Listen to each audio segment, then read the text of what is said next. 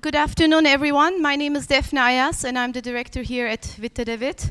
It's an absolute honor and pleasure to welcome you all, and to be also in the company of such brilliant minds, artists and curators today, who are the kind of people that I personally live for, to work with, and to be surrounded by. So it's really an honor to be in their company, because they are the kind of people who care equally about art, their art, politics, society. They are equally equipped in both artistic research, but also writing.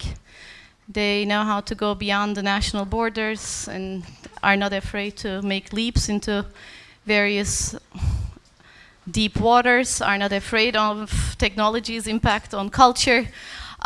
So it's really pleasure to see as they are relentlessly standing, guarding their ethical stand in society today. So the occasion of the conversation with the artists today is the opening of our fall exhibitions. 2 exhibitions we will be opening in an hour. That's Bitrot by Douglas Copeland and Art in the Age of Asymmetrical Warfare, which is the 3rd part of our year-long focus called Art in the Age of. So thank you, one and only Douglas Copeland, for joining us, Alexandra Bradford, James Bridle, Femke Herregraven, Naveen Dosos, Mohamed Salemi, and the conversations will be led by our curators, Adam Kleiman, Natasha Hoare, and Samuel Salamakers. So on that note, I will invite first Nat and Femke. Perfect. So, hello everyone, good afternoon, and welcome Femke, I should say, back to Herregraven, because you were here about 4 months ago for the opening of Art in the Age of Planetary Computation, of which some of your work was shown, and we're going to have behind us just a kind of rotating set of images which Femke will kind of refer to variously throughout the conversation. So maybe we could start by discussing the work that was in that show. A time frame of 1 second is a lifetime of trading. Can you tell us a bit about the work? Yeah, it's when you see it coming by, it's 2 light boxes with some graphics on it. Basically, I was looking into high frequency trading, and it's very hard to follow as a sort of outsider what's going on there, because it's a very complicated, an inaccessible process in a way. So my way of following the developments there was actually by collecting names that the investment banks gave to their new trading algorithms, and collecting them, and also to collect screenshots of trader screens that were produced online when funny patterns appeared from basically trading algorithms going wild. So it was from a collection of those things that I created that work 2 years ago. Yeah. And was that a specific moment in the financial markets that you were pinpointing those patterns from, or was it from a variety of historical? Yeah, those two light boxes referred to the flash crash, which is a kind of famous moment where the market dropped almost 1,000 points, and nobody could actually really relate it back to one cause. It was just algorithms going wild in a way, yeah. And where have these, so it hasn't come up yet, but maybe you can say some of the names of the patterns of the trades and how they're generated. Yeah, so the names, for example, that the algorithms are given by the investment banks are like Guerrilla Sniper, I have to think about others. Crossfire, stealth attack. So it's really the sort of combat modus. And then the patterns that are given names by these, the patterns that appear on the screen, those are actually, those are given names like Eraserhead or Watchtower or Circus Comes to Town. So I'm interested in how we actually create these kind of signs or signifiers for this very inaccessible processes, and how they also bring in, references even to literature or film. So this cultural aspect. Mm. Yeah. And just as flashed up before then, you have this work then moved forwards into these sticks. So maybe you could explain a bit about these sculptures as well. Yeah, so the sculptures, they basically are in this tradition of tally sticks, which are sort of ancient counting tools to keep track of borrowing money, making loans, who owns who, who's in debt. And I was interested in actually seeing if these algorithms, how I could materialize them in a sort of object. So you have 4 sticks, and each stick represents a financial or a moment where algorithms were manipulating the market illegally. And yeah, basically what you're looking at is also the patterns that these algorithms produced on the screen, but they only happened in 10,000 of a second. So.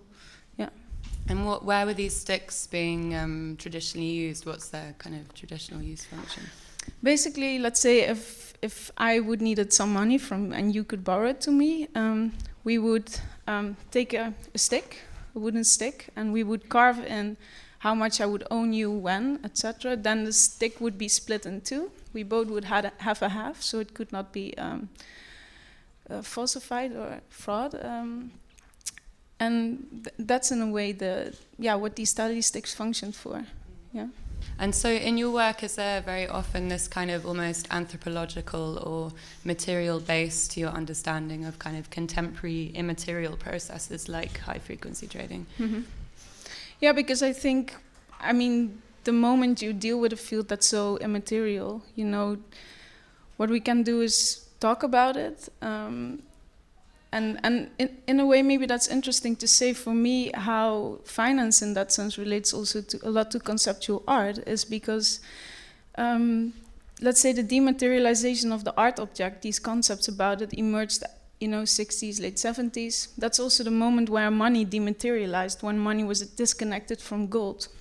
So what you see then is that both art and finance start to use sort of similar things like abstraction, linguistic exchange, so things to talk about the immaterial. So also finance produces a lot of signs and symbols, just like in art. So you have this world already generated by the financial world, and I'm interested in actually, seeing what is the material aspect of it, because this immaterial financial world can only function like that because it has a strong material base. So looking for ways of materializing that, is at this point interesting for me in my work. And can you pinpoint when that interest began to take hold within your practice, where you felt it was important for you to be kind of visualizing these processes? And explain a bit perhaps about your background in graphic design and how that has translated into a kind of more fine art practice. So I studied graphic design, and I think the material what you learn to work with is, in a way, information and data. And you learn how to manipulate it, how to edit it, collect it, destroy it. So in a way, that was the material I was sort of sculpting with for a long time. But I think, I was always trying to sort of map relations and cartography. I was also making a lot of experiments with, but then at one point you also start thinking, okay, but there's 2 dots on the map with a line in between. What does dot A represent? What does dot B represent? And what's the material reality behind that? So then I sort of naturally had to use other types of strategies and mediums as well. Yeah. I'm not sure whether I sense in your work whether you're inherently critical of those financial processes. For instance, the project you did in Amsterdam, where you were investigating offshore tax havens, which interestingly plot out across kind of colonial lines. Do you feel like you have that critical voice within your work? Are you depicting to critique, or is it more of a kind of visual manifestation? No, I think for me, finance, in a way, what it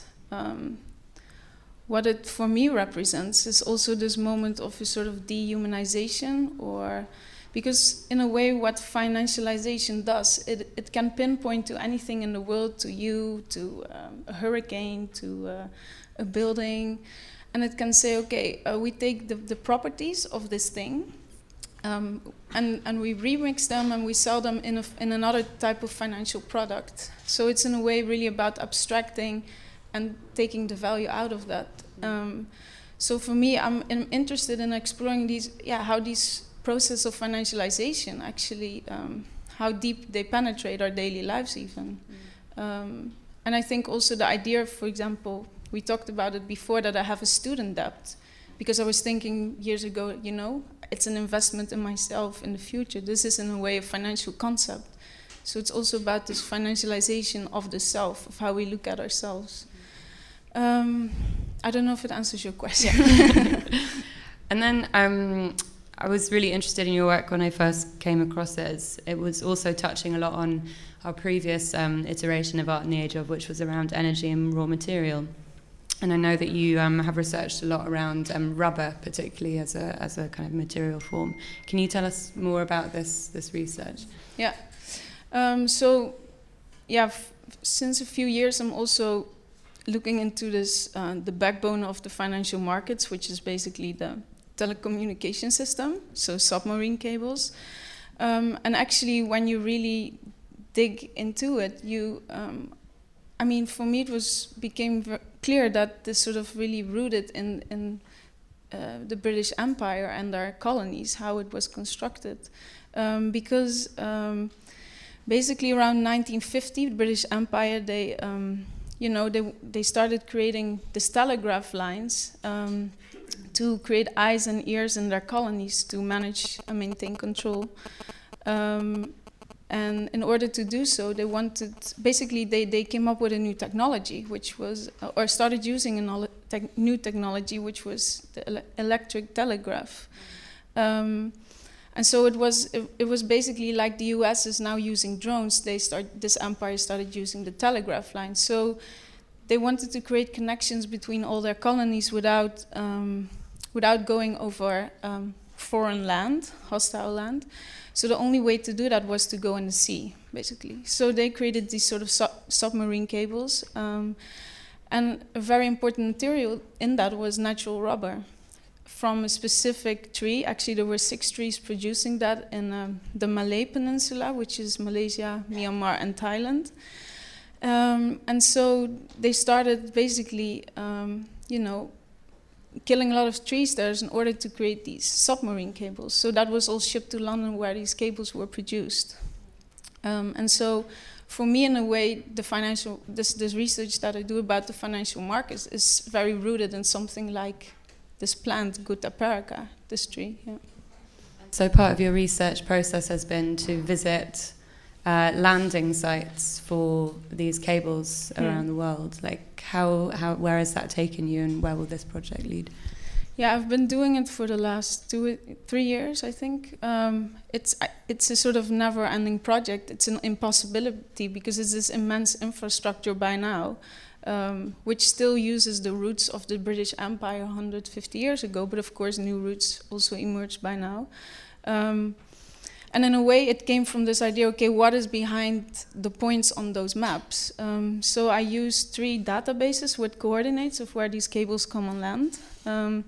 But the coordinates in the different databases are quite different sometimes. So you go to a place, and then you see that, this is a very unlikely place for this cable landing point. So it's also really about researching the place there, asking people local knowledge. And then I filmed this area, and it's basically also about creating other images, about the financial world, because it's totally not the stock exchange images that we know or see. Actually, these very banal landscapes are really important nodes in this network. And then a kind of more recent strain as well, I guess, responds to the transformation of those very geographies through climate change. And you've been making more research, is it in Alaska or? No, it was actually northern Russia. Northern Russia, yeah. Examining how climate change will influence these kind of financial systems. What has been the result of that research? What is particularly interesting about the Arctic region is that it's actually the only place that doesn't have these submarine cables yet. But because of global warming, because of melting ice, it will in the near future become possible to create submarine cables there, and why this is so important for this financial world, and why these traders are so eager about it, is because it will shortcut the trading connection from London to Tokyo, which now goes via or the Pacific or the Middle East. So in a way, they could be 10,000 of a second faster in the trading, which could mean, millions in one day. So basically, when the ice will melt, there's now plans for constructing 3 of these cables. So it means like less ice means more money in a way. And I think in general, climate change, it's a very fruitful, let's say, development for financial markets, because it creates a lot of volatility in weather conditions, which mean that some places will become more dry, other places the sea level will rise, and this is all really interesting for them developments to speculate on. They're also speculating on endangered species, they're betting on hurricanes to happen, yes or no. So basically, places for uncertainty and risk is where these financial markets operate and flourish the best. Yeah. And then you've just been in Detroit as well, working on some new material. What's taking you there? Is it the effect of gentrification or urban planning, or what intrigues you about that site? Actually, there I was looking into a really specific case where 30 warehouses, old warehouses, were used by Goldman Sachs in a sort of aluminum scam, in a way. So they used a sort of construction of 30 different warehouses to take aluminum off the global metal exchange, and in that way they could benefit from also companies paying the rent for those places, but also for the aluminum being stored there, and actually this sort of construction influenced literally the aluminum prices in the markets. Yeah. So how do you kind of plot your research lines? Because it seems to take you from many kind of different sites, from Africa up to northern Russia, over to northern US. Are you led by your readings, or from small anecdotes or nuggets that you're finding in press, or what kind of draws you to certain sites? Yeah, I think it's always a combination of the moment that you're in, or if there's a chance to go somewhere. But I think inherently I am following these main routes that initially were constructed by these telegraph lines. And what is interesting, of course, that the British Empire, they used these outposts, then to sort of govern the empire. But even today, if you have the City of London, the financial district, this is still very much connected to a lot of these old colonies. That's also the reason why old British colonies, most of them, are still tax havens. So they are there as outposts, sort of out of sight, to not contaminate the sort of main image, but they still function, in terms of infrastructure and services as these very important nodes. And so, yeah, that's where I then end up. And talking a bit about this eruption of history into the present, I'm thinking of this anecdote that you've told me previously about these rubber blocks. I don't know whether you can share that.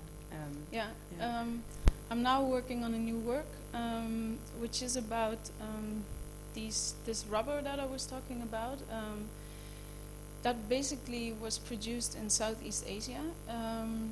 And some years ago, I got a print from the Tropen Museum, which is a sort of young man standing next to a whole bunch of rubber blocks. And the picture was made in Indonesia, on an island. And the blocks have a very specific inscription in them. And these rubber blocks were made for London, so they were brought there by ship, and in London they were turned into this submarine cables that were then, again, maybe put back in the sea over there. And so a year and a half ago, suddenly in the coast of France, England and Netherlands, some people found on the beach blocks, rubber blocks. And after research, it seems that, and they also had an inscription in it, which actually linked to that picture that I already had. So it seems that these blocks are cargo from a ship that sunk around 130 years ago, and now came on shore. So I'm now in contact with a few people that found some of these blocks, and you know, I'm trying to reproduce them in different ways, and working on that. Yeah. Well, sadly, we're all on a short time scale today, but thank you so much for coming and sharing some insights into your work.